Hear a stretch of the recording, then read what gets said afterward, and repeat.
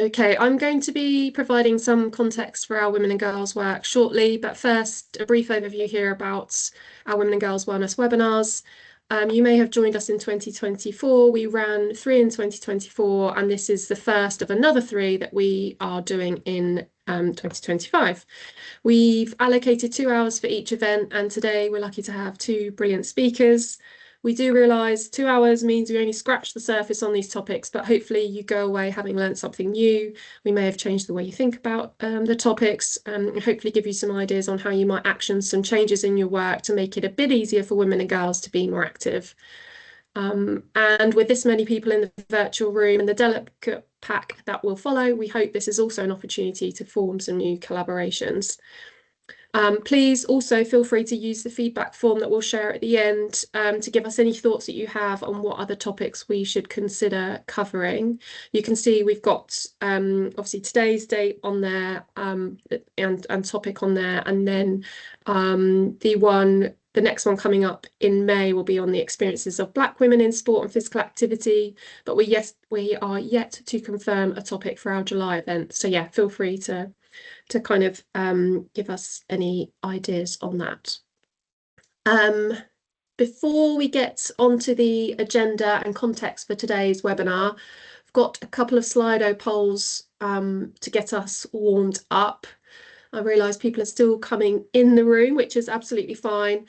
But if you can grab your phone and navigate to slido.com, and then once you are at slido.com, or if you scan the QR code, it should take you in theory straight to this question.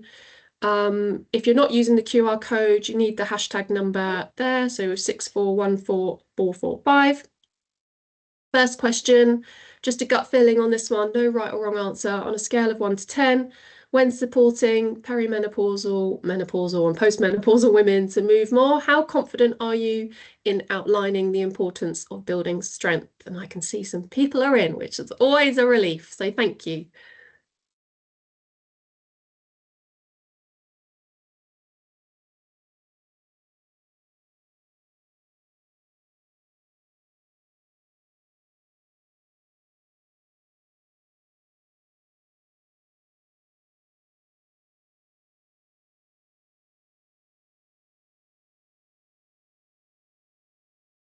Be a good spread here. I realise people are still coming in the room, so give them just a bit more time to get onto this. Thank you.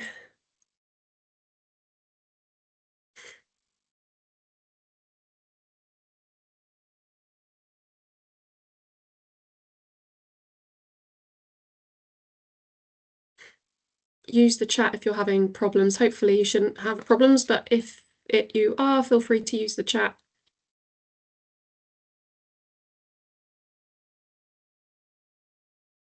Okay, good spread there. Looks like the majority is sort of that middle ground, 5 and 6s. So I'll move us on. So this one, on a scale of 1 to 10, when supporting those women to move more, how important is it to you to be able to outline the importance of building strength? Again, gut feeling, no kind of right or wrong answer here.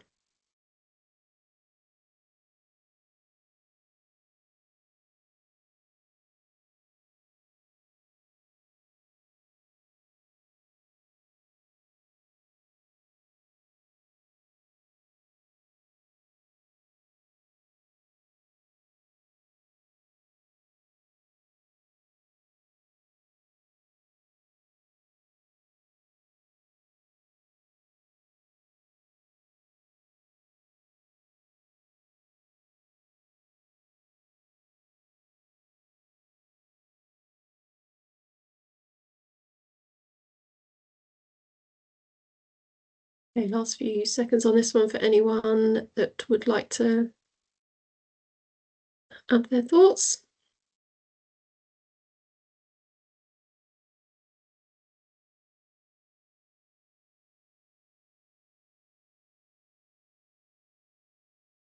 Okay, it's kind of stabilized, so I'll move us on. Okay, onto the agenda for today. As mentioned, we are delighted to have two speakers joining us today. Our first speaker and a dedicated women's health physio, Christine, is the owner of a busy medical and therapy clinic in southwest London. Before starting up the clinic, she was head of the physio outpatients department at the Central Middlesex Hospital. Christine completed a master's degree in clinical research methodology from King's College. With this experience and a love for movement and exercise, menopause is an unwavering part of the work. Christine is also the co-founder of Menopause Movement, an online training and community platform for health and fitness professionals. We're looking forward to hearing from her shortly. Our second speaker, Chris Tilley, is a physiotherapist who has worked in various settings, including hospitals, private clinics, and sports teams.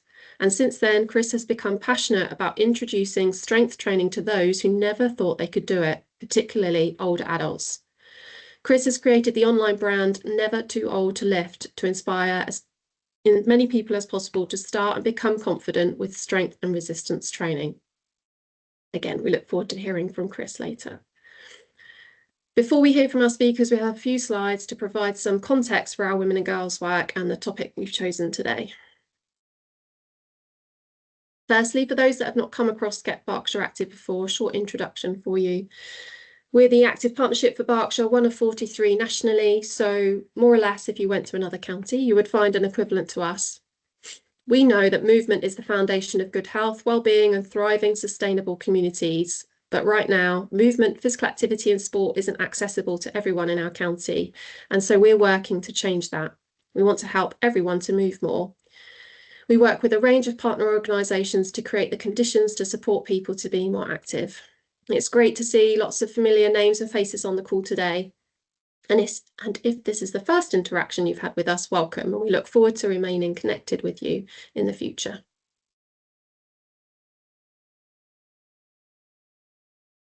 So one of the groups that data and insight tells us are less active and face more barriers and challenges are women and girls. And so I've picked out a few headline stats here just to kind of outline that. So 1 in 5 women exercise for less than 30 minutes a week. 1.3 million teenage girls who once considered themselves as sporty are dropping out of exercise and activity after primary school. For girls aged 12 to 14, 42% avoid exercise when they're on their period. Up to 75% of women do not meet physical activity guidelines when pregnant, with physical activity levels reported to decline during pregnancy and often remaining low postnatally. Key barriers for women going through menopause are low confidence in their ability to exercise and social withdrawal, fearing judgment and being labelled as incapable. And almost 3/4 of women in the UK change their outdoor activity routines during the winter. In response to statistics like those that I've just outlined there, 10 years ago, Sport England launched their This Girl Can campaign, a campaign designed to empower women of all shapes, sizes, ages, abilities to move their bodies more without fear of judgment. You might have seen the recent news story regarding the latest phase of the campaign, which is called Belonging Starts with Inclusion, which will fight for the change needed for all women to feel a sense of belonging in the world of sport and physical activity. It's driven by the latest research that reveals just 1 in 10 women from lower income backgrounds feel they completely belong, just highlighting a lack of inclusion, affordability, and tailored support. The new insights find that for women on lower incomes from underrepresented groups, including Black women, Asian Muslim women, pregnant women, new mothers, and older women, the challenges and feelings of not being included are even greater.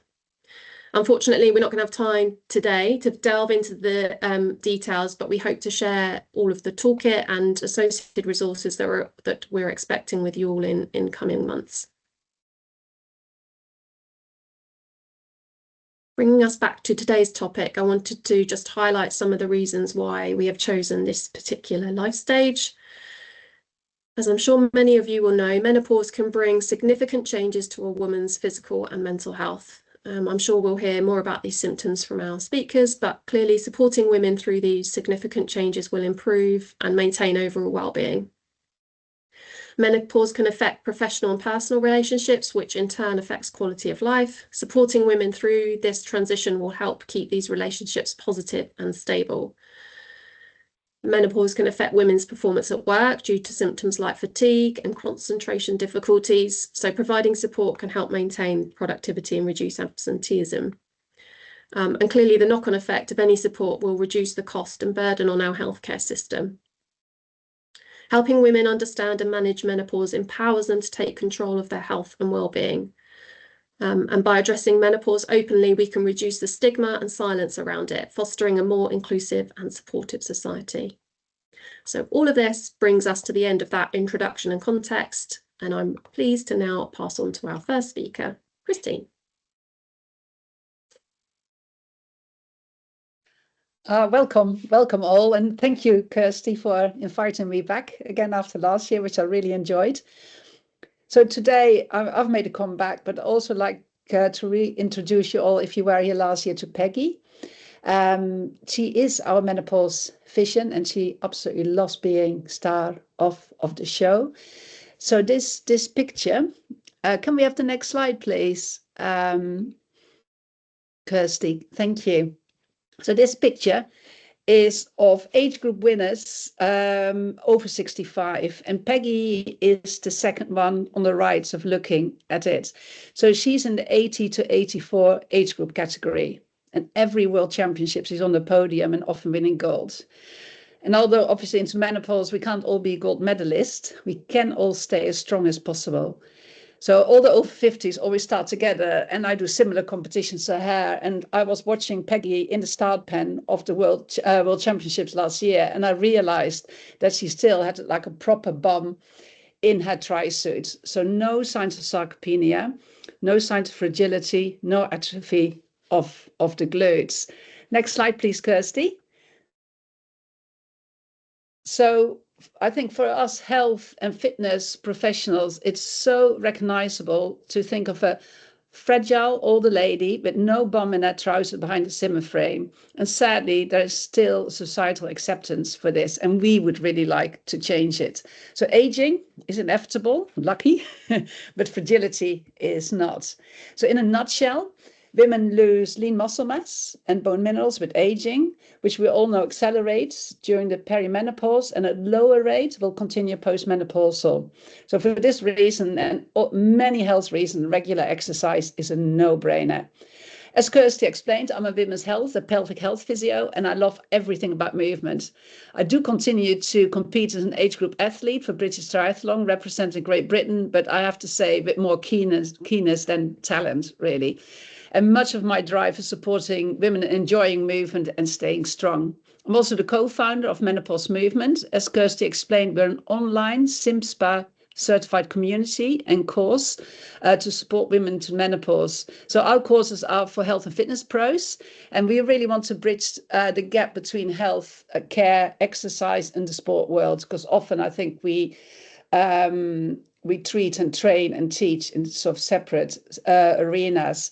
And so far we've put programs together with Places Leisure. I think Molly is here as well, which is great. The YMCA, the MOD, and many smaller gyms and sole traders. So our vision is very much around how can we support women to maintain bouncy, responsive muscles and bones for pelvic floor muscle and all the other major muscle groups. So how can we make every contact count to keep women strong, no matter where they start? Next slide, please, Kirsty. Is the next slide? That's it, thank you. So menopause is experienced about 51% of the population. Sorry, the one before that, please. Slide-wise.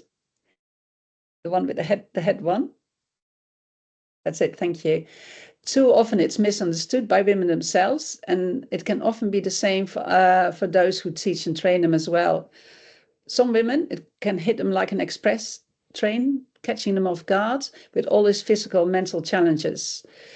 And some women would literally stand on their heads if they thought it would help to ease their symptoms. So in the UK, around 30 million, about a third of women are either experiencing or approaching the menopause at the moment. And basically, for all the people here, whether you're male or female, a dog or a house rabbit, all of us at some point will go through menopause or stand by a loved one in the thick of it. And without decent support, there's bound to be a struggle, and no one wants that.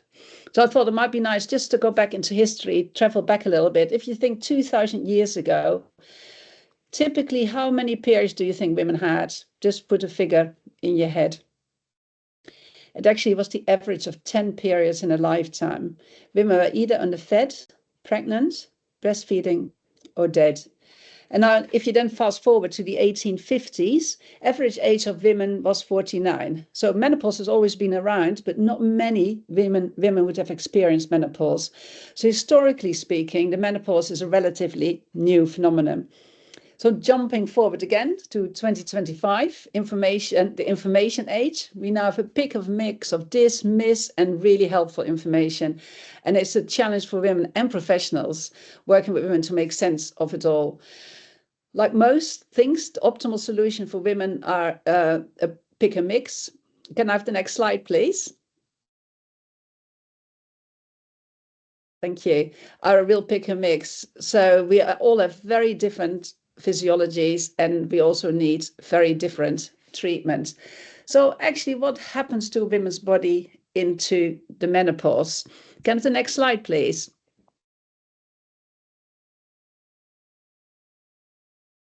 Next one, please. Thank you. So women's main and hormone and reproductive hormone is estrogen.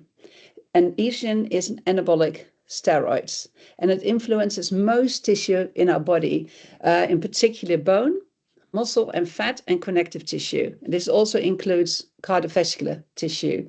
So menopause doesn't just happen in the ovaries, it happens in most tissues in your body, and it also happens in the brains. So anecdotally, we compare estrogen like water to the garden.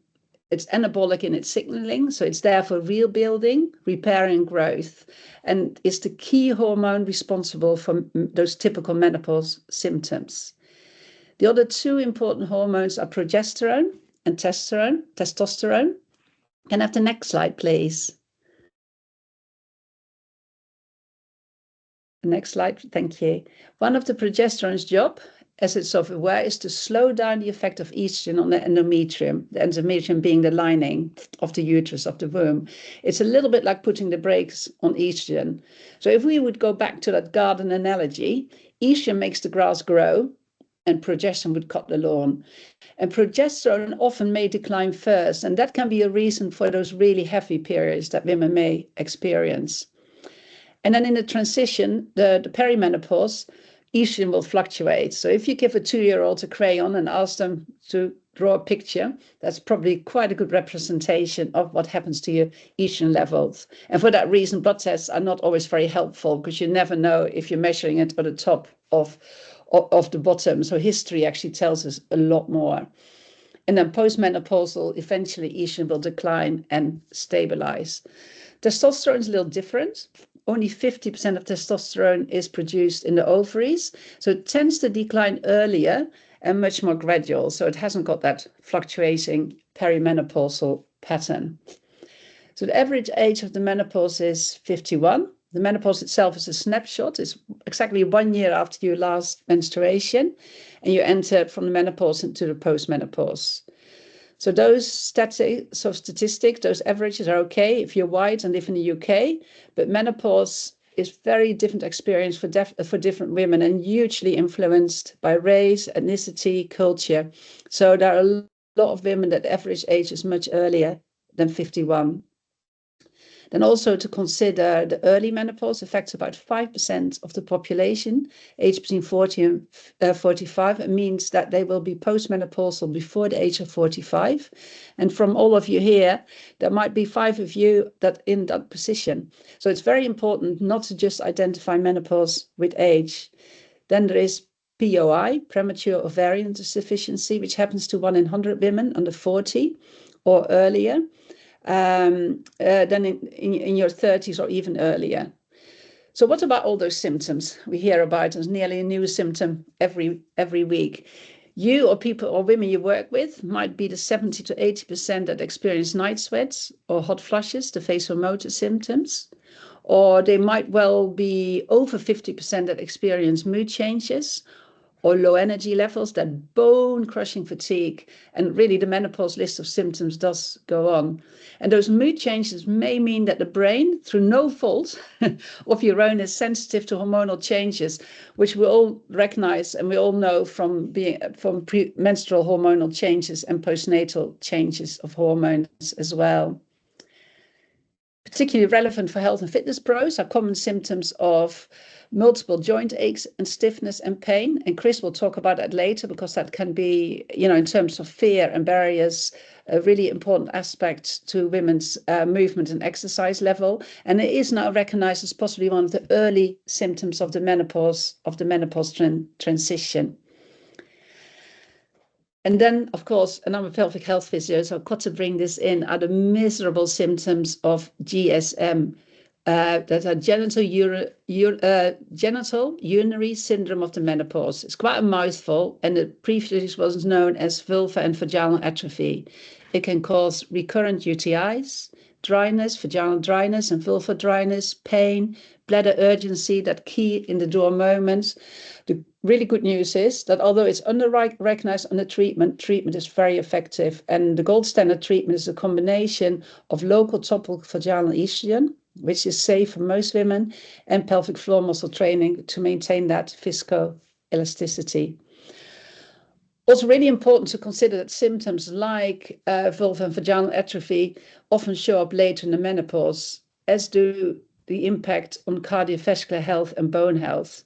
And that later impact really highlights that even if women perceive they sail through the menopause, some don't really, not many, but some do not experience symptoms during the transition. Long term, all women are impacted by change of the menopause in terms of bone health, cardiovascular health, bladder and pelvic floor health. The good news about all of this, with the right understanding to support women, those symptoms can be helped. Next slide, please. So the next slide is about lean muscle mass. So what can lean muscle mass do for us? Well, I spoke about that last year as well, but I thought I'll bring this back. So one of the authors of this study claims it can save our lives, and they've probably got a point. So estrogen matters for lean muscle mass. It stimulates the myosin, those motor proteins, for the heavy chain reactions for strong muscle contractions. So with a decline in that estrogen, which is an anabolic steroid, we need to bring a new stimulus. And that's why strength training comes in, interval training, sleep, and good food. So what actually happens to muscle fibers when you are relatively sedentary? Essentially, without sufficient stress on those muscle fibers, they will die. And that leads to a loss of muscle mass. So in this study, half of the participants were women into the menopause, and they all exercise hard 4 to 5 times a day, and age range from 40 to 81. And often we think age is associated with loss of muscle mass and strength. But the problem is that most studies only look at relatively sedentary aging adults. And that always leaves the question whether those changes actually are associated just with muscle aging or menopause, or does it also reflect disuse atrophy, so sedentary behavior. So I love this slide, although sadly it was only a small study, it was still helpful. So it's a cross-section of an upper leg showing the difference, an MRI, the difference in muscle, intramuscular fat and subcutaneous fat of a middle-aged athlete, an elderly athlete. So the top one is a 40-year-old athlete, and you can see the bone in the middle and the surrounding muscle around it. And the fat lean muscle ratio, if you look at the two elderly 74-year-old athletes, is staggering. And these MRIs are actually of males. So imagine with an accelerated loss of lean muscle mass, with declining estrogen being female, combined with being sedentary, what would happen? So the conclusion of the study was that really very much contradicts the common belief that muscle mass and strength declines because of aging alone. Instead, these declines may signal also chronic disuse rather than just muscle aging. So half the participants in the study were women, into the menopause, most of them, and they did maintain a lean muscle mass. So maybe consistent high-level exercise can save our lives, considering that muscle mass, thinking about Peggy again, is the avoidance of sarcopenia, fragility, osteoporosis, and cardiovascular health. And that's very much our big vision. Next slide, please. So movement is so important for women going into menopause. So in a nutshell, we lose lean muscle mass and bone mineral with aging. It accelerates in the perimenopause, and a slower rate continues postmenopause. So in terms of cardiovascular capacity, our VO2 max also reduces more than our endurance capacity. So keeping those changes in mind, it helps us to shift our exercise a little towards resistant exercise impact and high intensity. And that's why Chris is here today as well, especially about how to remove barriers for women. So continue to think about estrogen as being anabolic in its signaling. So, of course, it's not just about moving when estrogen declines. Rest and recovery really matters as well, because we need more rest and recovery for with the lack of estrogen in terms of rebuilding and growth. So the adaptation to that training of exercise comes during that recovery, which we're all aware of.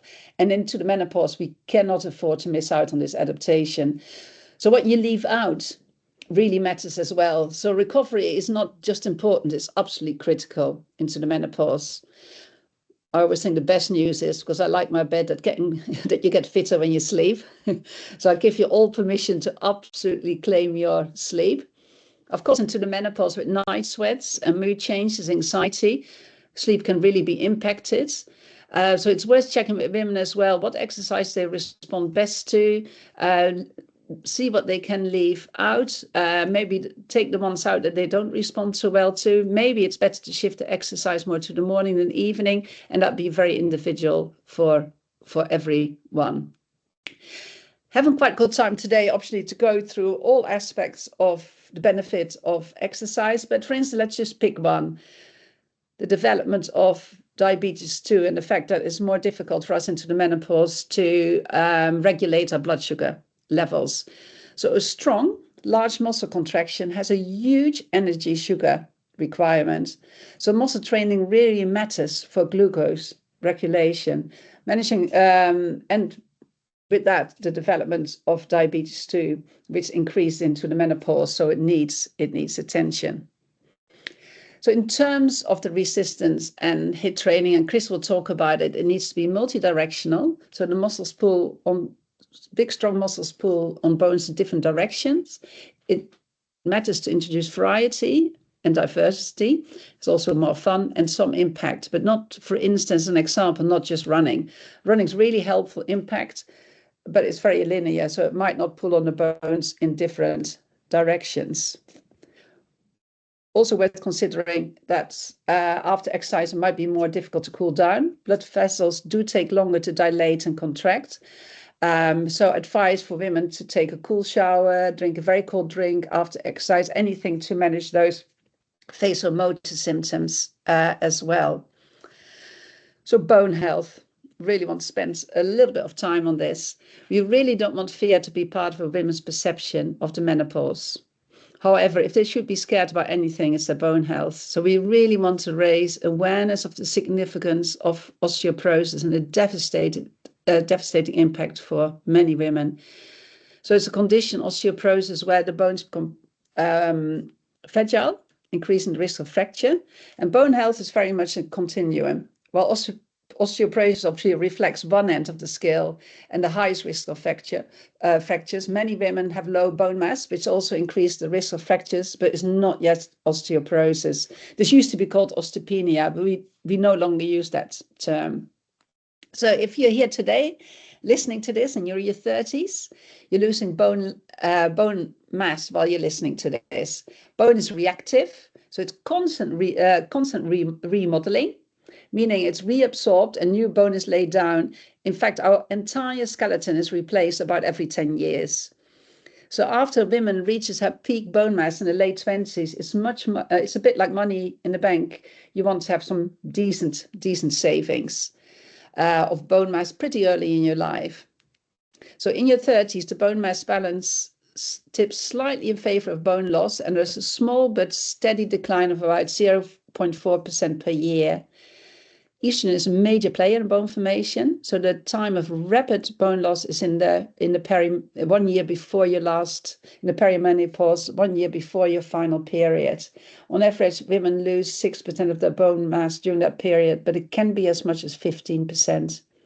After this, it still continues at a higher rate, but it's about half to 1%. Now consider a woman aged 65 or older, living independently, she breaks her hip. 1 year later, she has a 50% chance of being unable to live independently and 40% chance of being able to walk independently. So big question is, why are women still more likely to get screening for mammogram than screening for osteoporosis? They need both. And it still feels as a cultural acceptance of osteoporosis, which I think is tragic.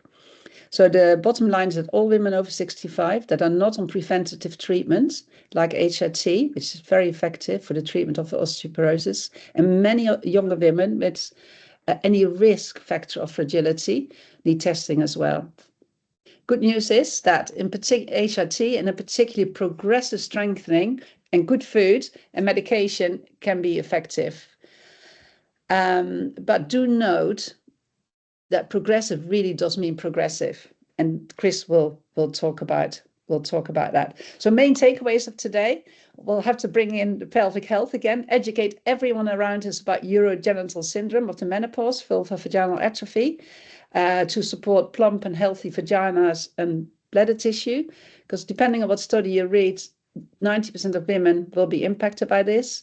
And of course, to maintain lean muscle mass, whatever the barriers are, make every contact count. So we end up in a world with strong women. And if I bump into any of you in the next 20, 30, 40 years, or any of your clients, I look forward to seeing proper bumps in trousers so that the glutes are still there. So next slide, please.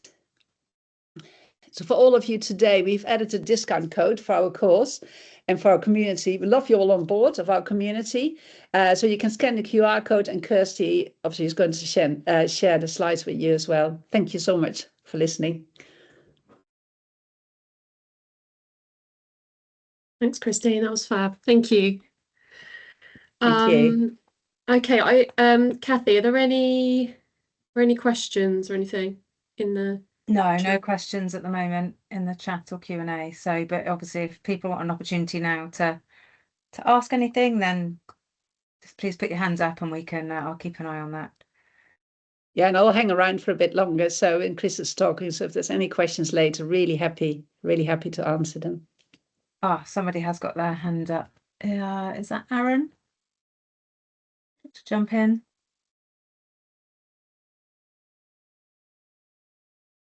Yeah, it probably won't let you. I probably won't let him unmute. Aaron, if you pop the question in the chat, and we can answer it. Like that. Okay. Just try to.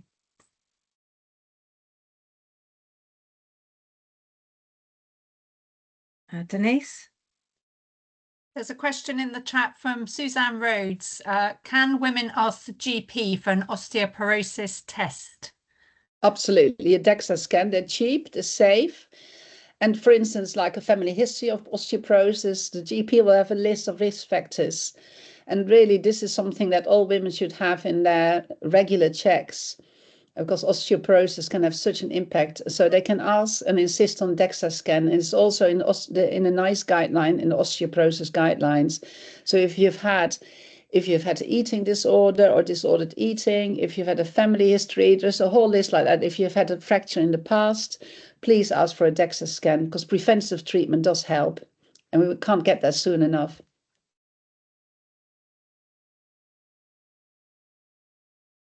Was that question, can osteoporosis be reversed? Is that right?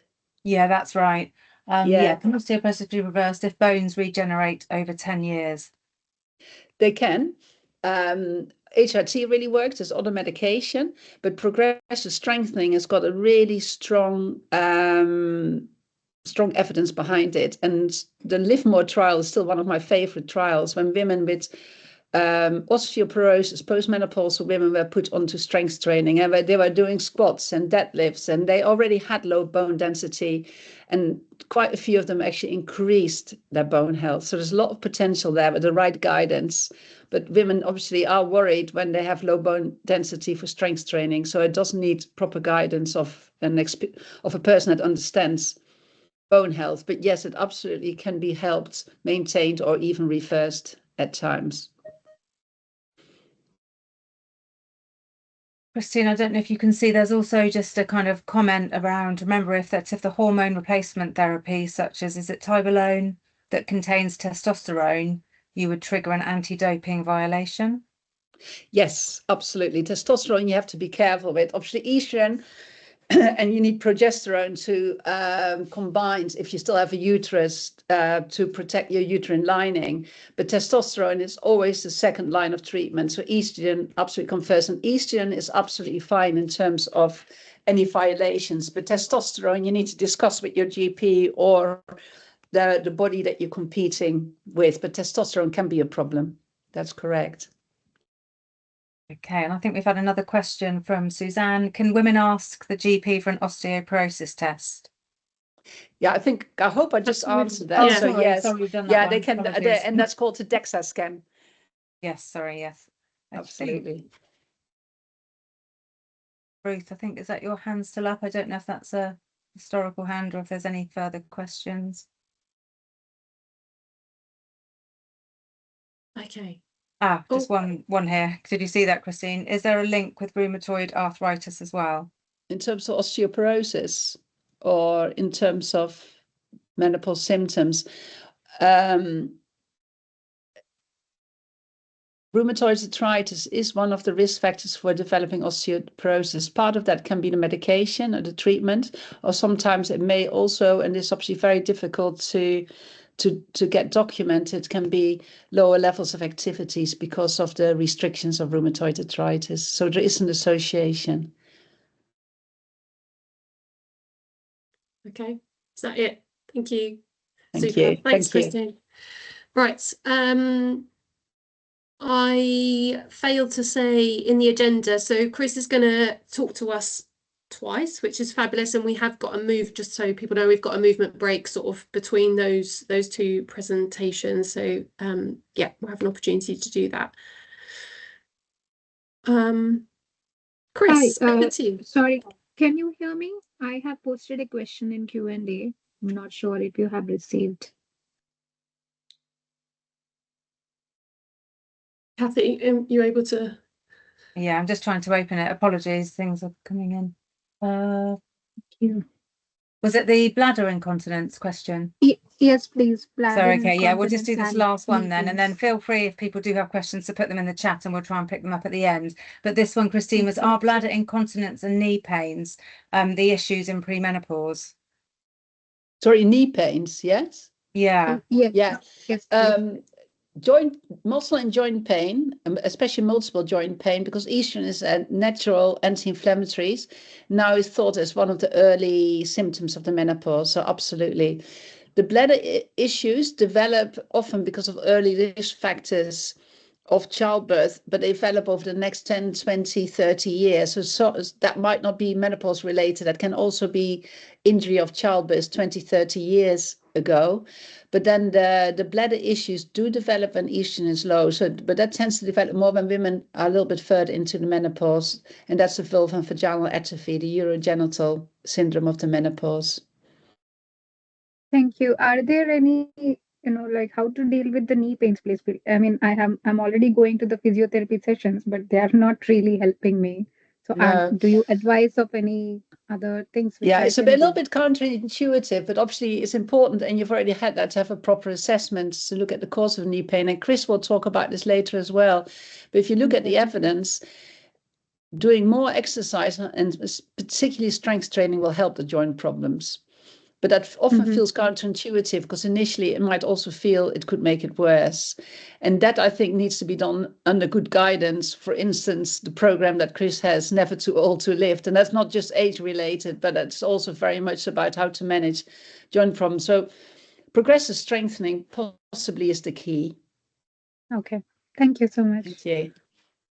Super, thank you. I'm going to, just conscious of time, I'm going to move us on. But as Kathy says, if anyone's got any more questions, feel free to pop them in the Q&A for now, and we'll do our best to get through them. Chris, over to you. Thanks, Kirsty. Just apologies, I had a few technical issues getting on, so I missed half of Christine's talk there, but I just caught the last 10 minutes. So yeah, no, thanks for that. And there's a good overlap coming into my talk now of the benefits of strength training, and yeah, Christine's really lined up that as being such a positive impact for menopause, and just generally as we get older, strength training is really important. So like Kirsty said, I'm going to split this into two talks. So first, a little bit about the psychology about getting started, recognizing there's probably a lot of barriers to getting started and fears around strength training. And then the second talk will be a bit more about practical steps and how you actually go about building muscle strength. So like I said, initially, if we're coming into strength training having not done it as you're younger, or you had a bit of break and you come back into it now, things might be slightly different in terms of getting started about how you feel about it. And particularly if we look at age, but also specifically towards the effects that menopause can have. And so we'll talk a little bit about some of the barriers you might come across, whether it's yourself starting or someone you're trying to help get started. And it's really important that we try and identify those barriers and beliefs around strength training and around your bodies before they then crop up later on. And if we haven't prepared for them, we're likely to sort of not continue with the kind of the newfound exercise program that we're trying to get going with.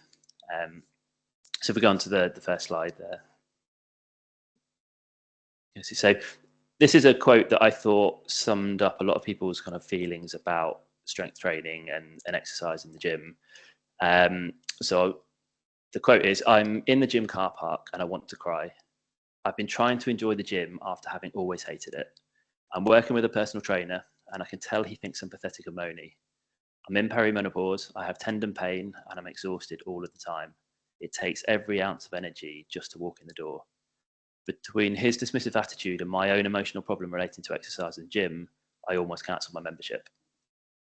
And as I was sort of scrolling through, this one really stuck out to me, really emotive post, but it's a common sort of theme that I see when people have come to see me later on about how they feel about exercise, and they feel like they've tried it and it didn't work. And this personal trainer may well be someone who is trying to treat everybody in the same fashion. And when I was a younger physio, I had the same thing. I'd like to think that if someone came in with one thing, I'd treat them in one way with this, do X, Y, and Z, and I'd get this result. And unfortunately, it doesn't work like that. You have to kind of really personalize your approach to every person in front of you. So this person coming in, again, in perimenopause, tendon pain and feeling exhausted, but she still walked into that gym, that should be celebrated. She should be made to feel good for the fact she's done that. Yes, she feels exhausted and she's in pain, so we might have to adapt what we're going to do. But if I just go in like a drill sergeant and dismiss the feelings that she's got and just get going with the exercises and not even sort of recognize that she's got those feelings, then yeah, she's probably going to lose track with things. So this kind of talks about the importance of really identifying some of those barriers in advance and some of the feelings about exercise before you get started. And that's kind of the real starting point first before we get into it. So again, if we go into the next slide.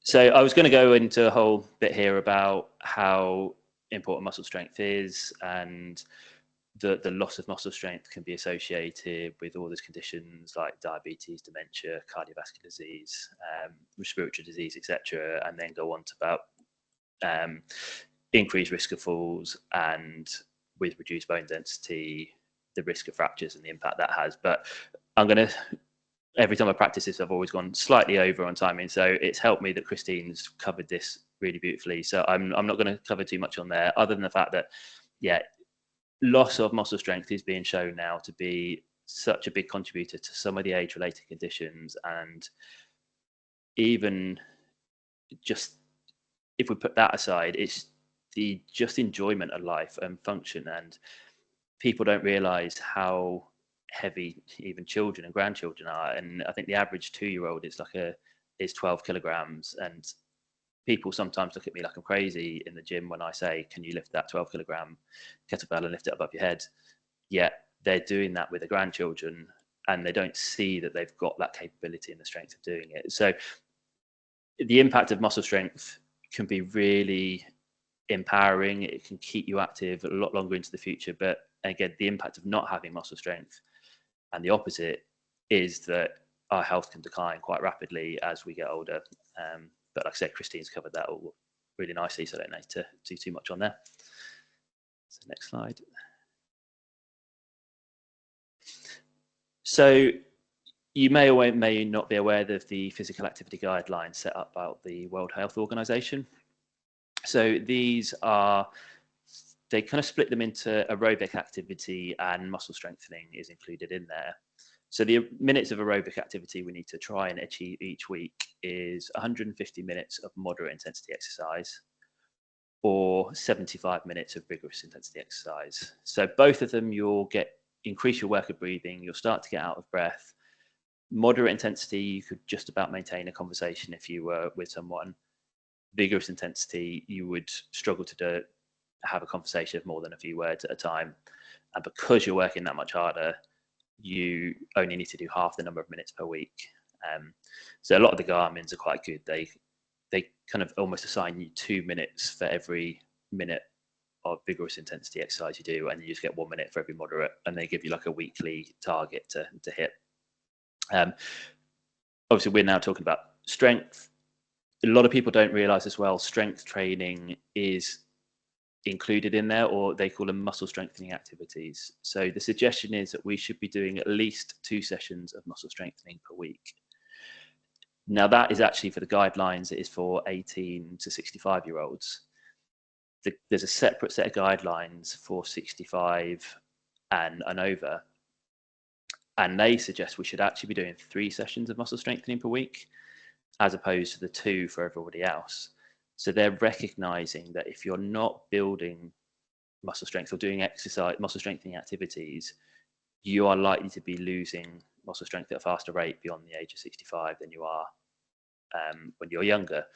So they recognize we should be doing more of it, but sometimes it's a bit counterintuitive that people think that they should maybe protect themselves a little bit more. Strength training seems dangerous, so I'm going to stick to the things that feel safer, like swimming, Pilates, and yoga, which are, again, all great forms of exercise.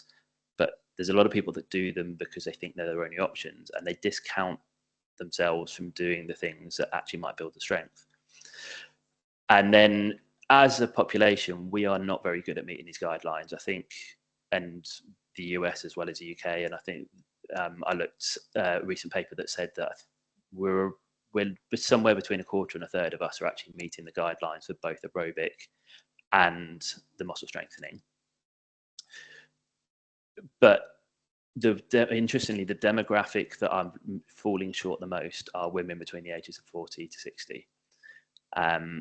So we'll come on to now why that might be, and why that demographic and sort of hint menopause is probably going to be involved in there slightly, in terms of some of the additional barriers that not going through menopause you don't have. So if we go into the next slide there. So I wanted to start with some of these limiting beliefs. So I sort of talked a little bit there. There's a lot of people that have certain beliefs, like, I'm too old for strength training, I'll do the things like the non-impact exercise because that feels safer. A lot of people just think age is a reason, let's say, not to. Some it's because they know other people that did it and they sort of tweaked or ended up with back pain, so they have this belief that it's not something they should be doing and they'll do something else instead. But a lot of the beliefs that we place upon ourselves aren't actually based on anything. It's just sort of beliefs that we've built up over a period of time, and actually they might not be true. And there's a nice analogy that I heard on one of Stephen Bartlett's podcasts recently. So he talked about a video, or a couple of videos he saw. One was of an ant on a white bit of paper, and another one was a spider on a white bit of paper.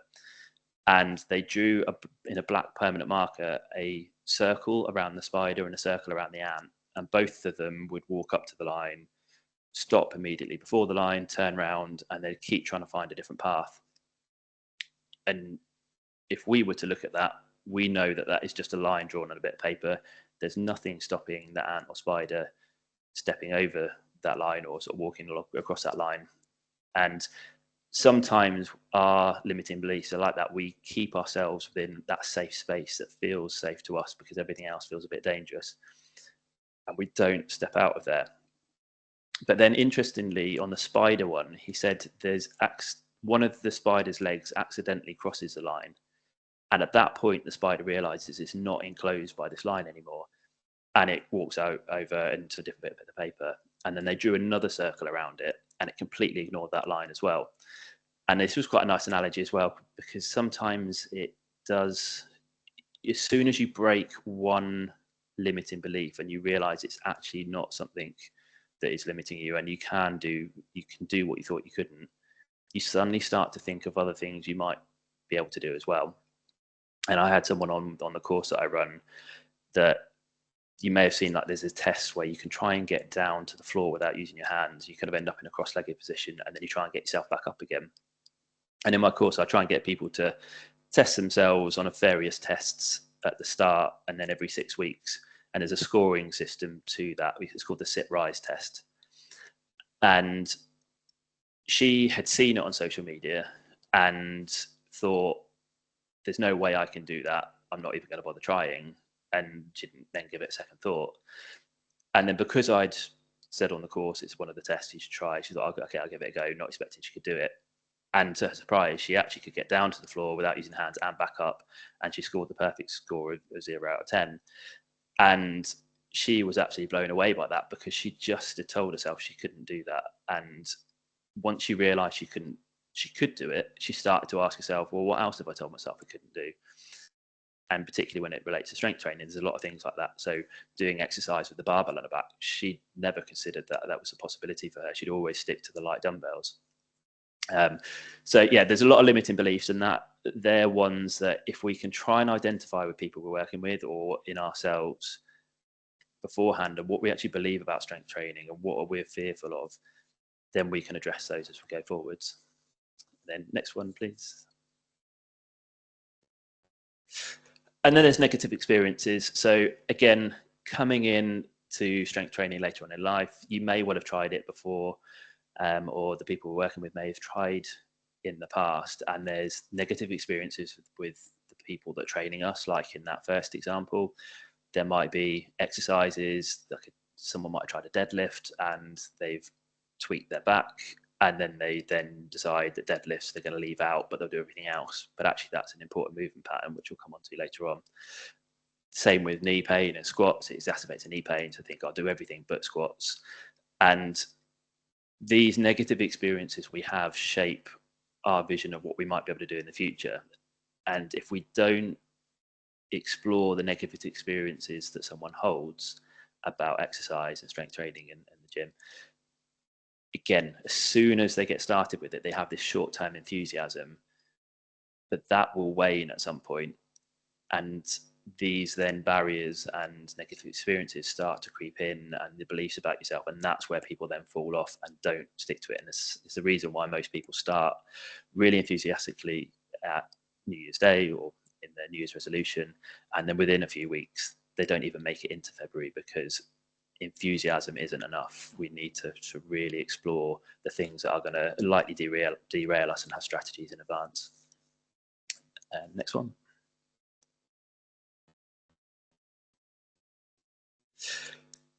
Again, if we're starting later in life with strength training, there are likely to be some other things that are alongside, like maybe arthritis and some stiffness and pain that goes along with that. There may be some other tendon pains, and Christine talked a bit about how estrogen is good for tendons, and actually our tendons are likely to potentially going to have a bit more pain around it. They like say it might be some people, if they're trying to get a bar behind the back, they don't have the shoulder mobility to get there anymore. And so there's a lot of physical restrictions will then affect our ability to do certain exercises.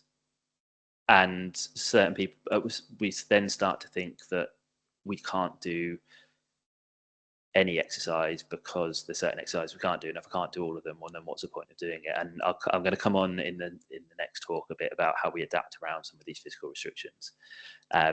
But again, age isn't a reason not to start strength training. That age will likely bring some of the issues around that we're going to have to adapt around. And if we haven't really kind of fully assessed some of the physical side of things as well as the psychological side of things, we're likely to sort of give up with it. Next one. And then up until now, all of those things I've just talked about are just as equally for males as well as females in terms of getting started later on in life with strength training. But my biggest learning curve over the last 5-6 years is just the effect that menopause has, just the general symptoms that then aren't really compatible with trying to get excited about exercise either. So if we go into the next one.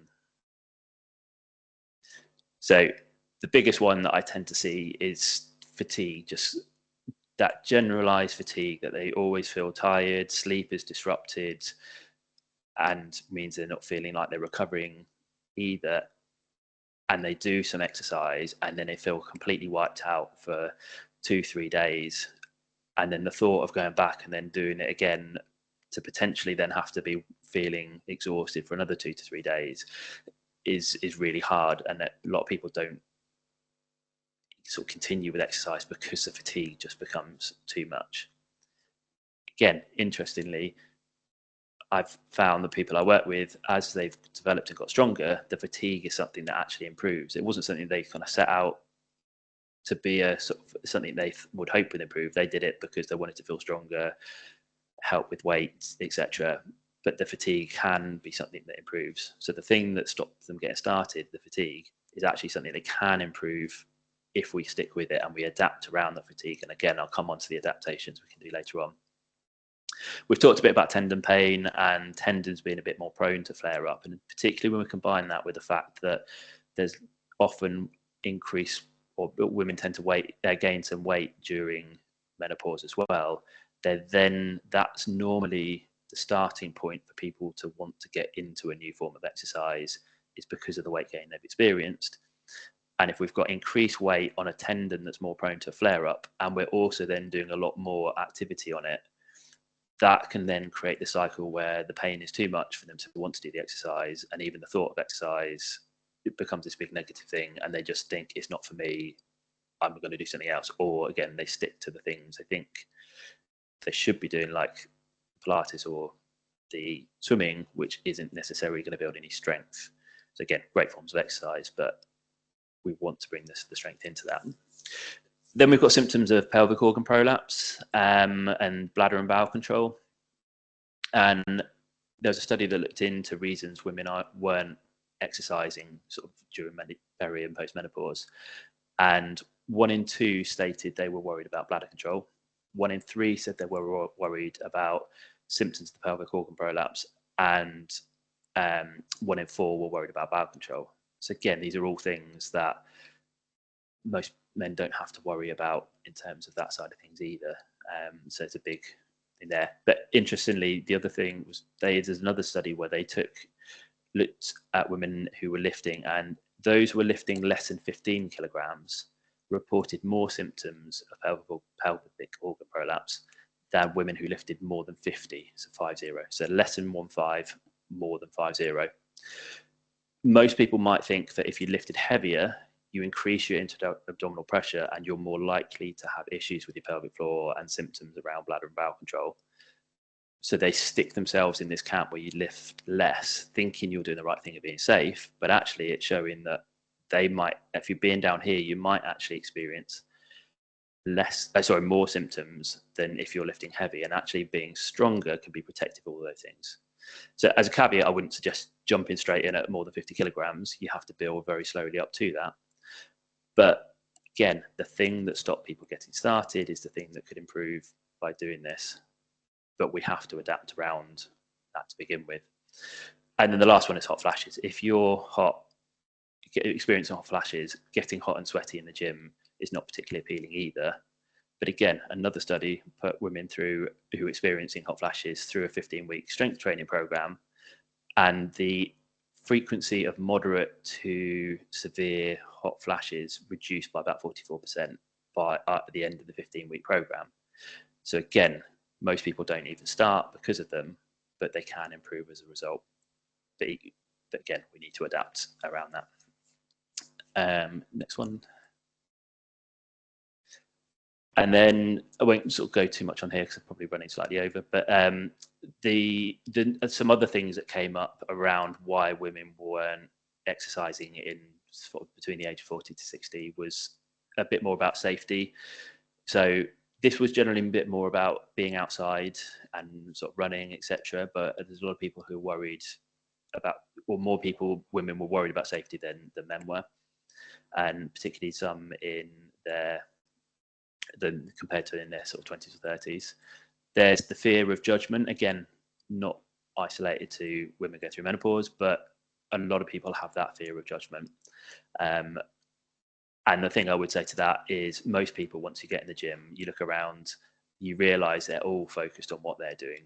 And actually most people, pretty much everyone is worried about themselves being judged, and they're not the ones actually doing the judging. And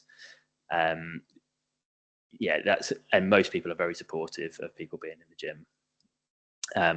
And then there's also a little bit about self-sacrifice and guilt around that. Is again, particularly that demographic of 40 to 60.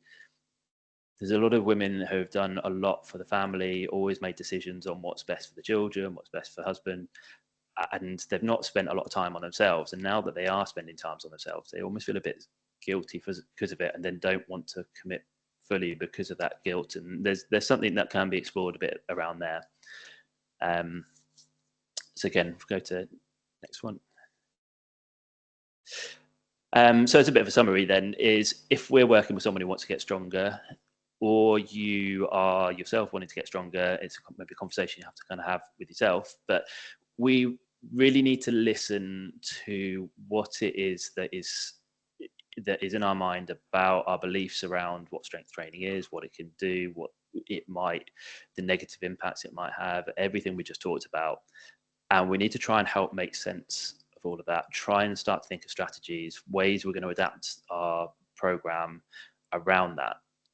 And I haven't really talked about goal planning in there as well, but actually creating some really tangible goals of what people want to achieve. It's not just being stronger or being healthier, is what would being strong allow you to do. And if you were able to do that, what would that allow you to do? And what sort of social activities could you join as a result? And it's really powerful. The strength just creates an option to do other activities, and that might mean you can be part of a social network with a sports club, or spend more time with family, or go back on those group walks that you felt like you were slowing everyone down, so you stopped. And but having these tangible goals we can get back to based off your beliefs and your current sort of conditions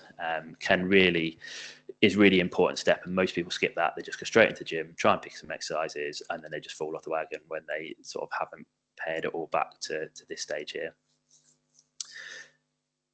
And then one last slide was just to say, as we get started, anyone I've generally seen who has tried to do some kind of strength training or a new exercise program and it hasn't worked for them, it's normally because the first step just wasn't small enough.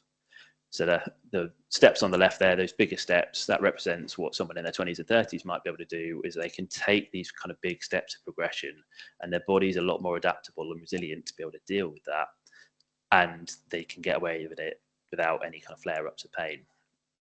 If we try and take those bigger steps as an older adult, the chances are we might have some reaction, pain, fatigue, anything like we've just talked about. So we often have to take these much smaller steps, and then when we get to the point of progression, take a small step of progression again. And it might be frustrating because we're having to take 20 steps instead of 4, But as long as we know we're taking those steps, and that's what Christine said at the end, it needs to be progressive in nature. It really has to keep progressing. But we can get to a point where people in their 20s and 30s can be in terms of strength. It's just we're going to have to take a lot more time to get there. So that was kind of it for the first talk. So I don't know if we wanted to do questions now or questions right to the end. I'll let you decide, Kirsty. I don't know how I'm doing time-wise. Thanks, Chris. That was really good. I think lots of people in the room will relate to a lot of those barriers you're outlining, either for themselves or in terms of people they're talking to and trying to support. So thanks for that. We've probably got time for maybe one question now. We're a little bit over, so if there is kind of any burning questions, we could do one now, and then try and pick up any remaining ones at the end. Kathy, are there any? Yeah, I can choose one. So Okay, from thanks. Suzanne, do all gyms offer specific training-based menopause programs / training? And if where would women find these? Quite a mixed picture. Yeah, I don't think all do necessarily offer it. I think there are going to be personal trainers that are more experienced with working with people going through menopause, and it tends to be trainers that are older that have necessarily gone through it slightly themselves. But I think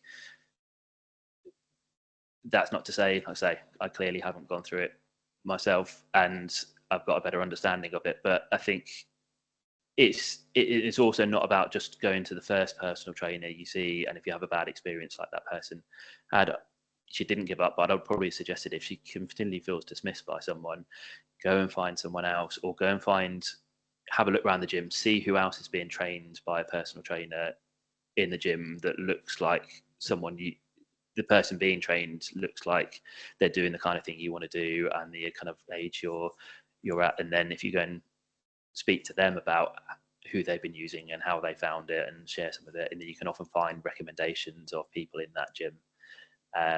Again, there are things online. I know sort of Joe Wicks has got like a muscles with menopause type thing.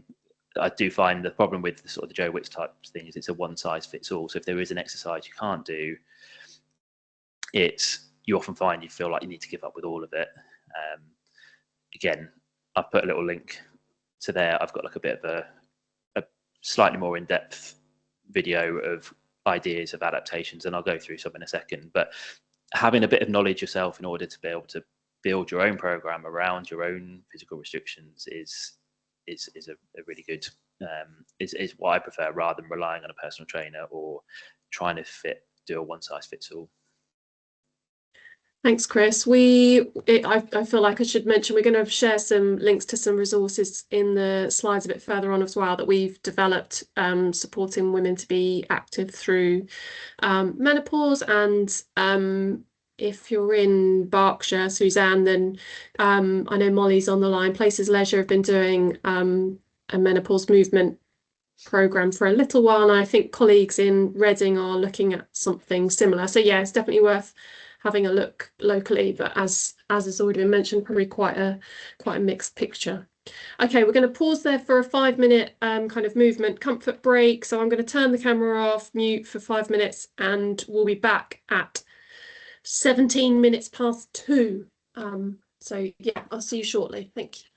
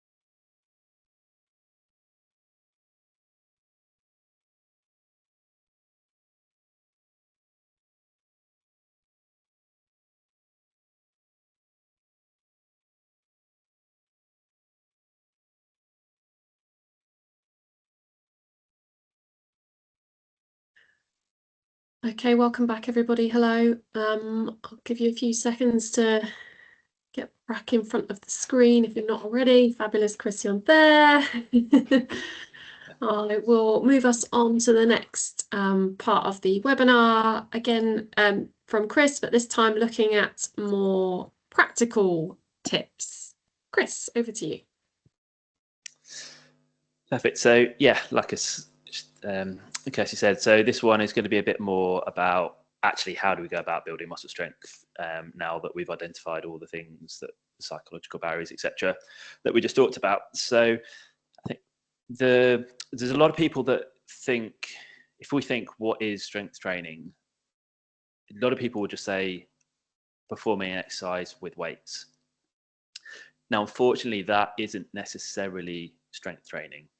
And it's a bit, and why strength training and resistance training are often terms used together, but there's actually a slight difference. So doing exercises with a weight, so a weight is a form of resistance, so that is resistance training. But that doesn't necessarily mean you're building any strength as a result of doing those exercises with that weight. That weight might not be sufficient enough to elicit the strength response. So strength training does have to be done at a particular intensity, which we'll come on to in a second. But before we do that, and if we come on to the next slide, we really need to sort of think about first, what is strength? So muscle strength is the ability for a muscle to produce a peak force. So it's one kind of contraction of a muscle for a short period of time that produces the maximum force that it can produce. That's your kind of peak muscle strength. What's not is lifting a smaller weight or smaller, using a smaller resistance multiple times, say for a short period, for a long period of time. That is more the endurance side of things. So an analogy that I often use is, if we liken this to running, if that peak strength is like your top speed sprint, and the endurance, so doing something multiple times with a lighter weight, is a bit like running a marathon. When we're doing sprint training, if your goal is you want to try and be able to run 100 meters faster, if you only ever run for long periods of time, for half an hour, more than that, at a slow speed, your sprint time is never going to get faster. You might run a marathon quicker, but that wasn't your goal. Your goal was to try and get your sprint faster. So the same is true with muscle strength. If we want that peak muscle strength to improve, we need to try and push our muscles at close to that point of the peak force we can produce, not do exercises with body weight or a lightweight, 20, 30 repetitions for long periods of time, because that doesn't build any strength. We have to try and use more resistance for shorter periods of times to get that result. So how do we then build the muscle strength? And if we come on to the next slide, there's a concept called training to failure or training to fatigue, and those used interchangeably, those terms. So what that means is, if I were to get you to say do 8 repetitions of a squat, so the squat is the action of sitting down and standing back up again. If you got to, the first few felt challenging but relatively easy, you get to kind of 6, 7, they're starting to feel hard, and the 8th one is really challenging, but you're still able to do it with good form.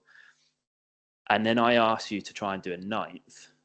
If you try to do the 9th and you had nothing left in your leg muscles, you would have successfully trained to fatigue or trained to failure. So the last few repetitions you did, they're the repetitions where we're going to build strength in the muscles. If you'd got to 8 and I asked you how many more could you have done, and we call those reps in reserve. So I asked, how many reps in reserve did you have? How many more repetitions could you have done after you'd done the last one you're aiming for, when in this case was 8? If you could have done 4, 5, 6 more repetitions or more, then you never got to the point where we're really pushing to fatigue. So you therefore aren't going to build any strength. Now, some might say, should I just do more repetitions then? And I'm going to come on to the numbers in a second, but if you can hit muscular fatigue somewhere within 15 repetitions, you're still going to get some strength. If you kept going and you got to sort of 20, 30 repetitions and then you finally hit muscular fatigue, you're now so far away from the strength building zone, you're not going to get any stronger as a result. So what we need to do is, if you get to a point where you could have built, if you hit fatigue, you didn't hit fatigue at 8 repetitions, rather than do more, we want to increase the repetition slightly. But if we come on to the next slide, and again, this looks a bit complicated at first, but I'll try and simplify it, is I mentioned there, if we can hit muscular fatigue within 15 repetitions, we are going to get some strength. That's kind of the most repetitions you can get to and hit fatigue and still get some strength. But if you look at these kind of phrases, you've got strength, hypertrophy, and endurance. The strength is that you're going to get more force production.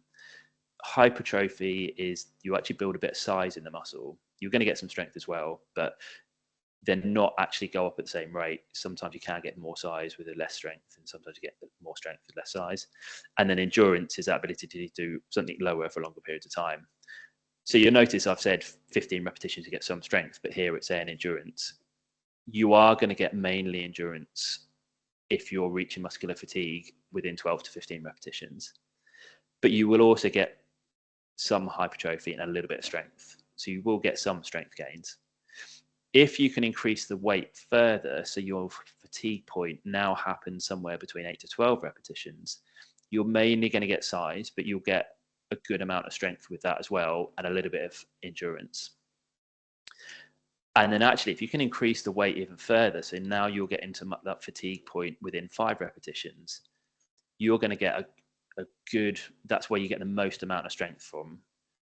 Some increased size, but not as much, and then only a little bit of endurance. So that is the kind of gold standard. If you can get to the point where you can increase the weight enough to reach muscular fatigue within 5 reps, you're going to be a lot more efficient with your time in the gym than if you're always down at the 15 repetitions. However, you're going to need quite a lot more weight to lift to get to that point. And if you've never lifted weights before, or if it's sort of new to you, or you've had a gap, or you're worried about an injury, it's going to be very daunting to use that much weight. And if we've got concerns around fatigue, tendon pain, arthritic joints that might become stiff or swollen, we're then risking, by adding a lot more weight really quickly, we're risking having a flare up of one of those things. So what I say to people who are just getting started is, I'd much rather you get comfortable doing the exercises first, then start to add a bit of weight and get comfortable doing the exercises with weight, and then start to explore reaching muscular fatigue at 15 first, because you'll need a lot less weight doing it at 15 than you will at 5. But if you get to 15 and you aren't at fatigue yet, you could have done more, I don't want you to keep adding, trying to do 20 or trying to do 25 or trying to do 30 repetitions, because like I say, you're so far away from that strength zone, you won't get any strength. 15 is the maximum there. So again, we'll come on to the next slide. So this is where we then come on to exercise selection. So a lot of people would assume that I might start here, because when you want to, that back to the question at the start, what is a strength exercise? Most people sort of say squats, deadlifts, bench press, things along those lines, thinking that it's the exercise choice itself that makes it a strength exercise or not. Hopefully you're starting to see that actually any of these exercises could be done with a light weight and it's not a strength exercise. So yeah, a deadlift with a light weight that's not pushing you to fatigue is not a strength exercise. It is all about the intensity you perform the exercise at that will be the thing that makes it a strength exercise or an endurance exercise or more aerobic exercise. So that's the most important part. So now that we know that, exercises aren't as important in terms of, I'm going to suggest some exercises in a second, those ones listed here, but there are hundreds of different exercises you could choose from. And I actually don't mind what people choose to put in their exercise programs, as long as when they've created their program, they go back to that last bit of what do I need to do to get strength from this exercise?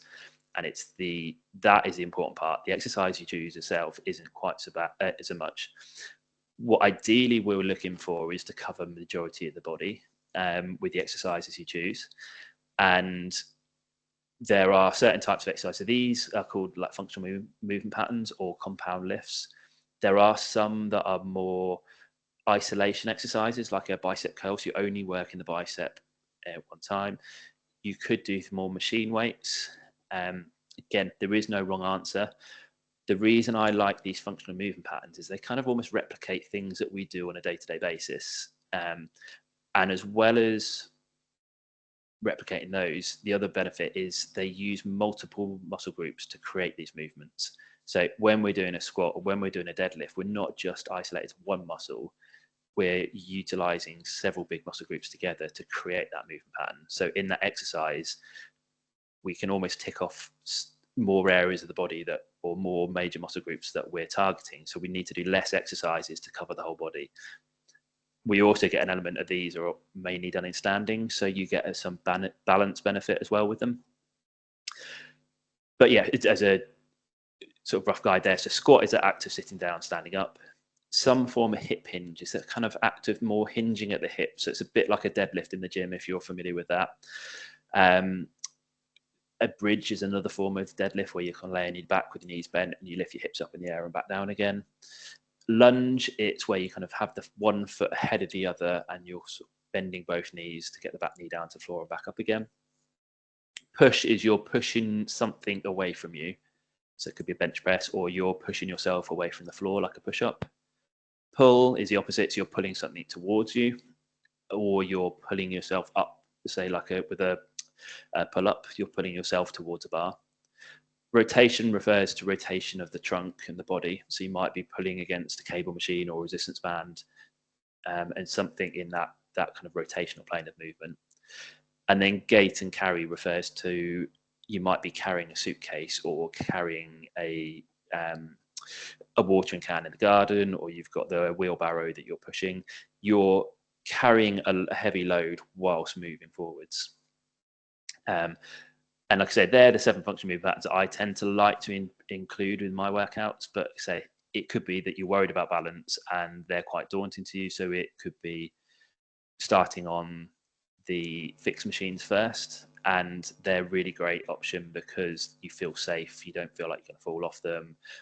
They've normally got stops in place. If you can't get back, it stops. You can let go and just step out. Whereas sometimes with weights, you feel like if you get stuck, you're now stuck with a weight that you're going to have to drop. And so, yeah, there's no wrong answer with which exercises you choose. Whichever ones you choose, we need to go back to that concept of training fatigue or training to failure. And next slide. So we know how to do it. We've got the exercises we've chosen. In an ideal world, we just step into the gym, we start the exercises with a weight, and we find that we can do that exercise and find muscular fatigue or muscular failure. And we do that successfully, and we've now starting to build muscle strength, and particularly in the recovery afterwards, and we can keep repeatedly do that. So that is the ideal scenario, and hopefully we can find that straight away. However, with a lot of the things we talked about in that first talk, there are other things that might limit us before we get anywhere near that muscular fatigue or failure point, and that's where you might need to adapt around. So pain, it could be joint pain, it could be tendon pain.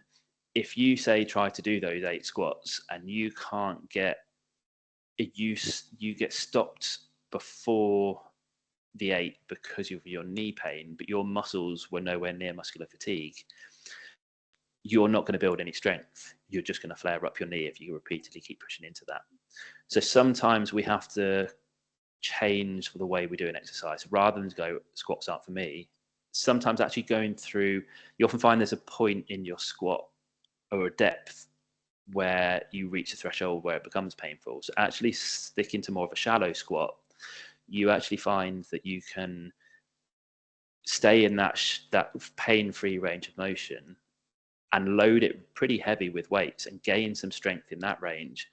And then you often find that you can then start exploring deeper movements later on, rather than think, I'll just avoid the squat and I'll do some of the other movement patterns. the fact you can't do it is a sign you probably need to do more squats, but we just need to find that right starting point.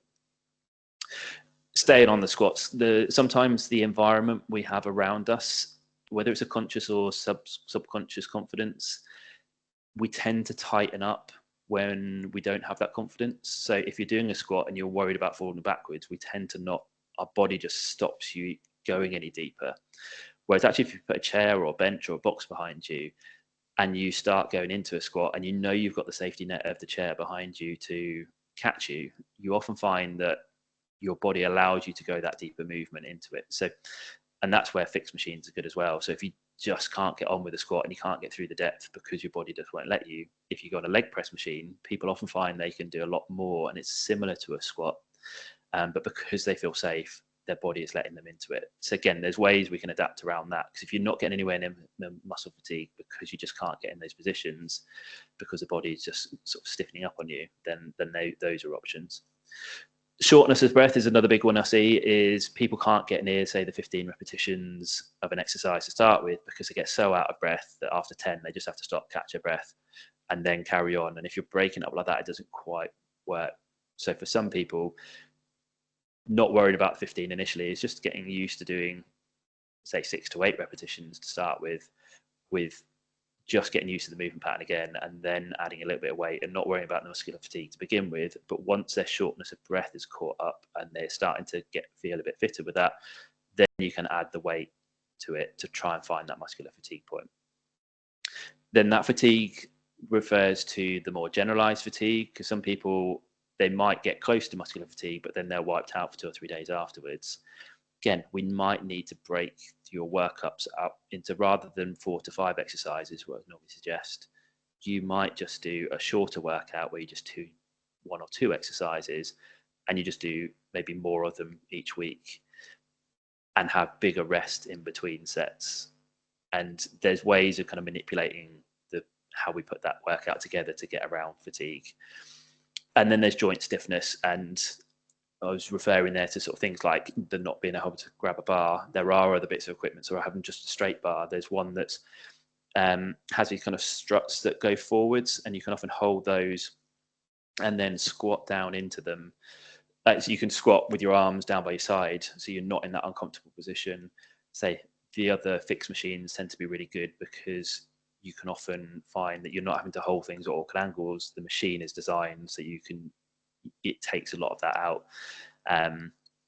Again, we're picking exercises and the movement patterns around all these conditions, because at the start we might have to work to whatever the lowest common denominator is there, whatever the most limiting factor is. That's what we're going to work to, and then as that improves, then eventually you'll find you can get to the muscular fatigue or failure point, and then we can get from the 15 reps closer to the 5 reps. But it's this kind of whole series of progression there. But people in their 20s or 30s don't have to necessarily think about all these things, and when we're getting it started later in life, these are all things that we do have to think about. Then next one. And then we come on to consistency. So consistency can refer to 2 things. So firstly, again, we look at those physical activity guidelines. 2 to 3 sessions per week consistently is what we're looking for. It's not just the 1 a week or 1 every couple of weeks or 1 a month. We do need to be fairly consistent from that point of view. I would say if you're going from 0, jumping straight to 3 a week may not happen, or once your short-term enthusiasm wanes, you might feel like that becomes difficult. And if you set out to do 3 a week and you then only do 2 a week, you almost then feel like you're failing. So then you end up giving up with it. Whereas actually 2 a week is much better than none. And it's much better than the majority of people. So actually having a goal of doing 2 a week is more achievable. And if you feel motivated to do a third, then that could be a little bonus one. But yeah, I'd normally set up to 2, but eventually if we can get 3 a week, that's great. The other part of the consistency is we need to consistently perform the same exercises each week to see any improvement in those movement patterns and those muscle groups. So the mistake I see a lot of people make is that each time they go to the gym, they pick a completely new set of different choices of exercises, And then the next time they go in, it's something completely different again. And then the next time it's completely different again.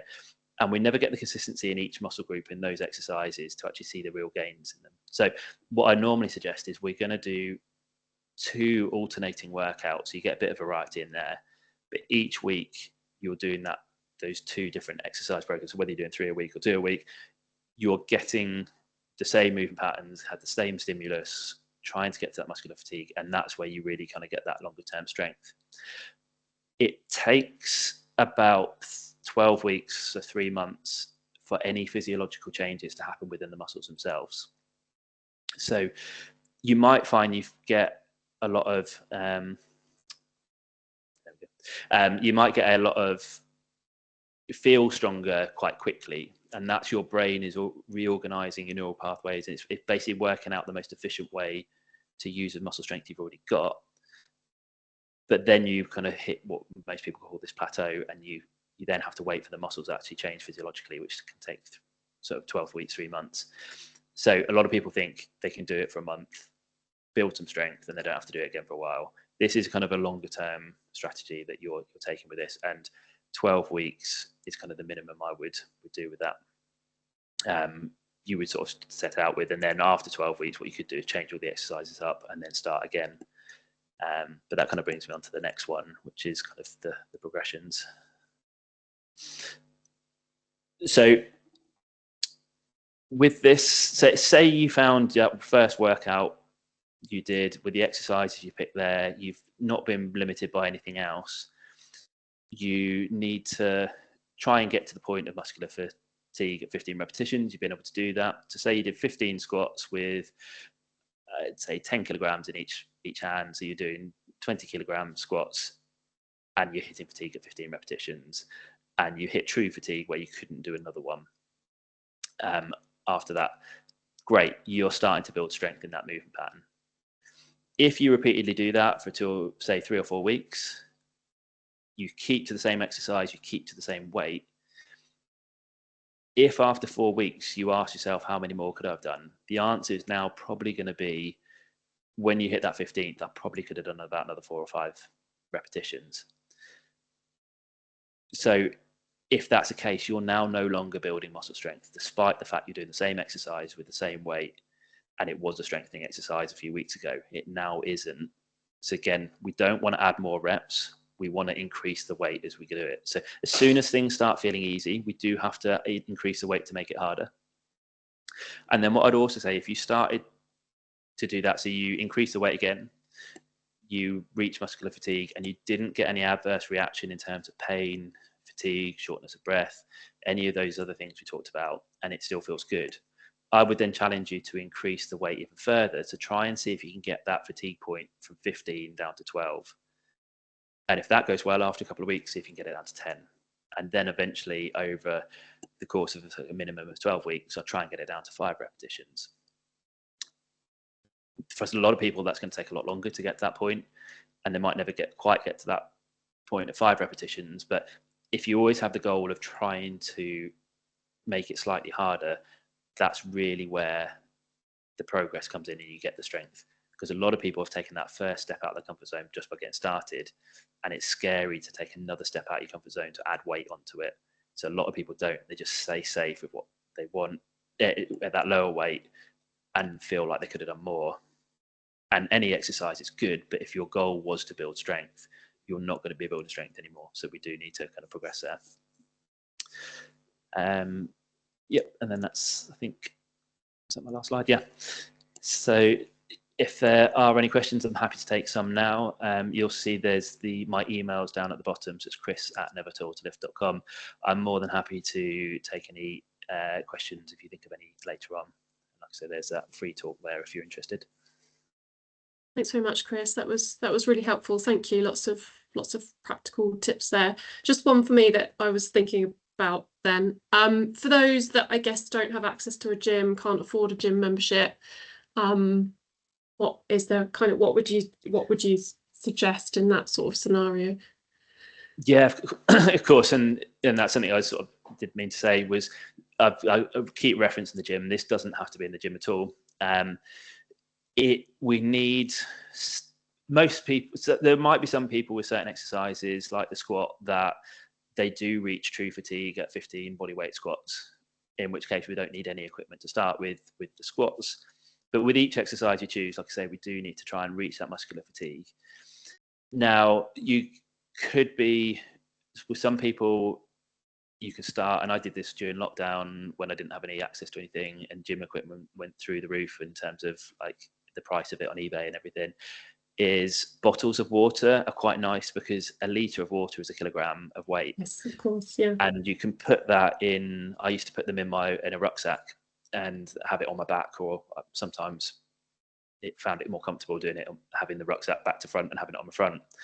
And I would do squats with there, and I actually found that bottles of Screen Wash were really good because they're 5 litres, so that's 5 kilograms. I could fit 2 of those in a backpack, and they also have a handle, so you could hold the handles in each hand. So again, it's a bit awkward but you can use things around the house that have weight to them already.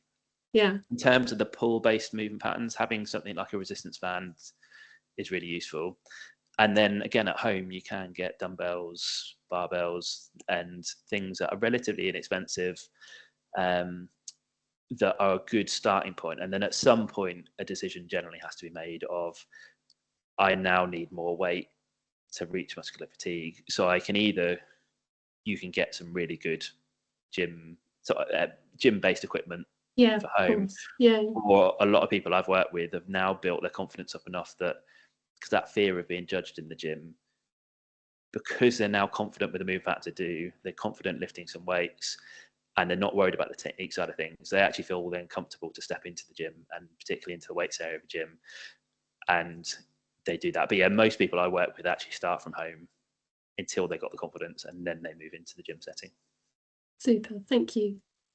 Kathy, are there any, we are quite tight on time, but if there are any I'll jump in just with one then, and we will send out links. There was a question around the CMO guidance, I think, but we can obviously send that information. And then there was a question around how much training do GPs actually get to have conversations with women, which I appreciate is probably quite a mixed picture, depending what GPs, what CPD they often choose to do, from my understanding. But Chris, you might have something else to share on that. Yeah, I think they're familiar with a lot of the guidelines in terms of like physical activity guidelines and things like that. But again, a lot of GPs, they've got such a broad knowledge that it's hard to then have the in-depth knowledge on certain areas within there. So I don't think there are some GPs, particularly the ones that train themselves, that are much better at being able to advise on this. But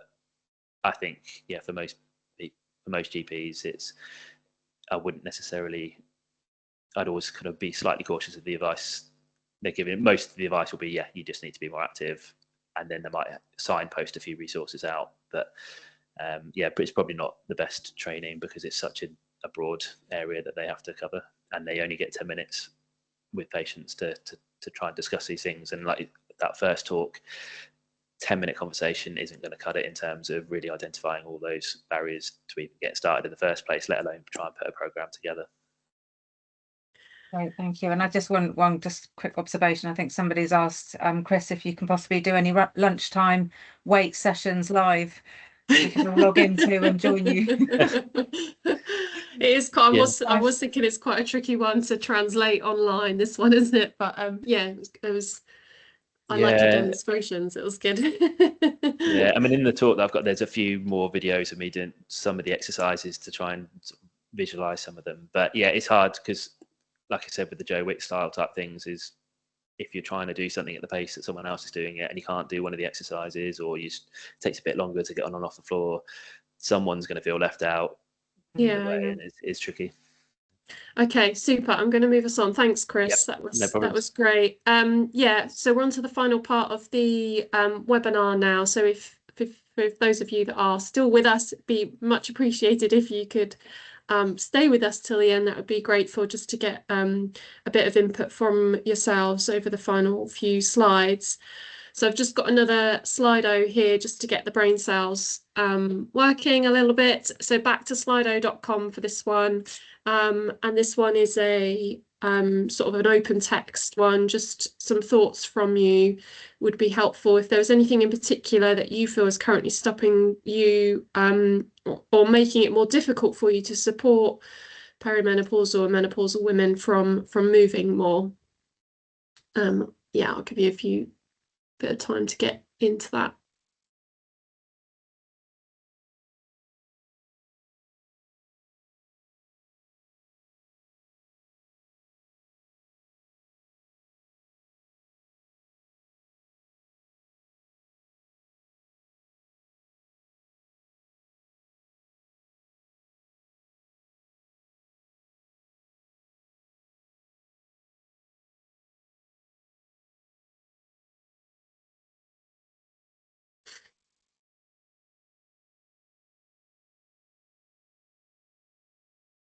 Yeah, unfortunately, our traditional working ways, yeah, kind of sedentary jobs and long hours makes it really difficult. Absolutely.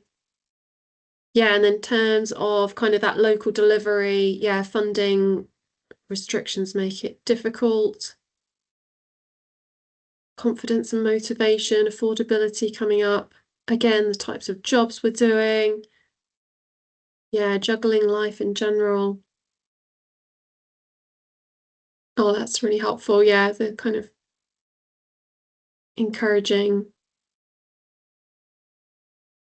feeling reassured that you can just encourage. That's really helpful to know. Thank you.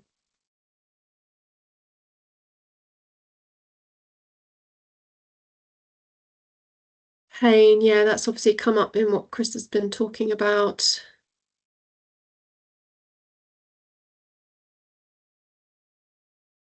Health conditions, again, time and motivation. Oh, yeah, obviously quite a lot of this is resonating with the things that Chris has been talking through.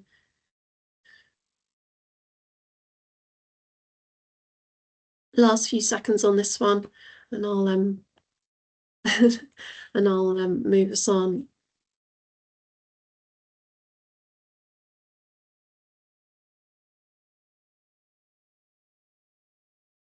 Thank you everybody for your input there. That's, yeah, highlighting some common themes coming out there. Okay, so I'm just going to spend a couple of slides talking through some resources that are available to you and women that you are supporting to be more active. So following our hugely popular menopause webinar that we delivered in July last year, and also our desire to create some noise and conversation related to World Menopause Day in October, we developed some resources that I've listed here. And when we send the slides out, I'll make sure the direct links are embedded in the slides for you. So our Menopack provides a series of tips and guidance on how to be active during perimenopause and menopause. And then the flyer, waiting room video, and social media assets provide ready-made marketing materials that promote physical activity during this life stage. And they also promote the Menopack as well. So there's just a screenshot there of what you will see. And then Christine mentioned the training that Menopause Movement offer. So Christine's a co-founder of that particular training and platform, and they've kindly offered us, as Christine mentioned, a discounted price for the training. It's all online and it's self-led, so you can do it in your own time. There's no prerequisites for the course, and it provides you with the confidence, knowledge, and tools to support women entering menopause. So the discounted fee is currently 250 plus VAT rather than 385 plus VAT, and it's SimSpurt endorsed with 4 CPD points.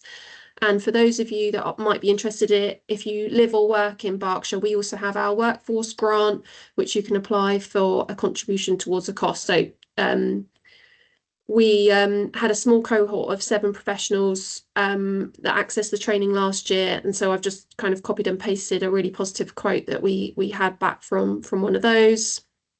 And in the feedback form that you'll hopefully fill out for us after today, there's an opportunity in there just to kind of say that you're interested in more information about that training and the grant. A couple more Slidos just to finish us off for today. So first one is around just, yeah, gut feelings and immediate thoughts on what one thing you will do after today's webinar. And again, this obviously helps us work out kind of what's most important to you, and therefore how we can kind of support you to support women to continue being active during this life stage. So yeah, so please do input here if you can. Brilliant. Yes, as we say, we're recording the webinar, so we'll send the link afterwards along with the slides, and where relevant, we'll embed any links into those slides for follow-on resources and so on. This is great. Lots of kind of personal stuff around moving more, going to the gym, getting to the GP for some advice and training. Brilliant. Advocating. Brilliant. Thank you. Looks like we might have changed some mindsets, which is great.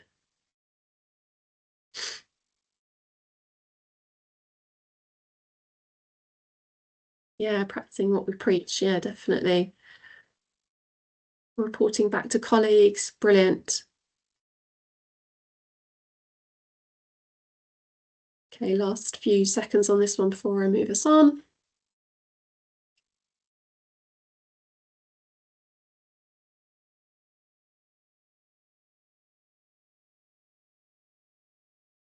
Okay, so the next one you'll recognise as a repeat of the first one. So on a scale of 1 to 10, when supporting perimenopausal, menopausal and postmenopausal women to move more, how confident are you in outlining the importance of building strength? Hopefully we've had an impact here. And again, you'll obviously have the slides to reflect back on afterwards as well.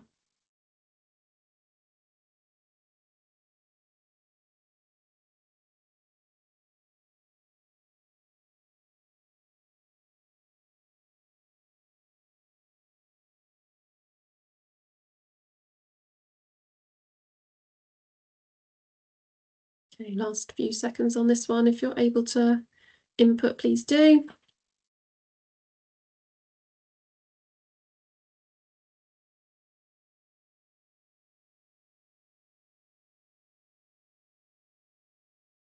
Okay, and then similar question on a scale of 1 to 10, how important is it to you to be able to outline the importance of building strength?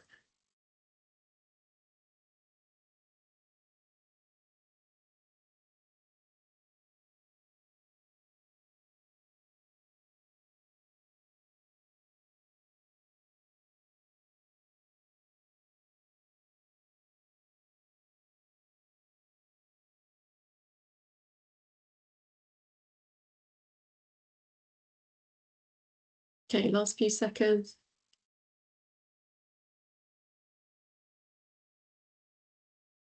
Thank you very much for your input on all of those Slidos. They do help. We look back at them and reflect on them, so that's really useful. Thank you. Okay, last but not least, we have a feedback form. So if you can either scan the QR code, or hopefully one of my colleagues is going to add the link to the chat if they haven't already. I promise it will only take you a minute or two to complete. And also, again, it's an opportunity to ask for some more information on the menopause movement training and the workforce grant opportunity for those who live or work in Berkshire. So yes, if you can do that, and we will send the slides out with the links to any extra resources, as well as the delegate pack. But other than that, it's just left for me to say thank you very much to our speakers, Christine and Chris. Hugely appreciate their time today. And thank you very much for coming, and hopefully see you again soon. Enjoy the rest of your day, everybody. Thank you. Thank you, Kirsty. That was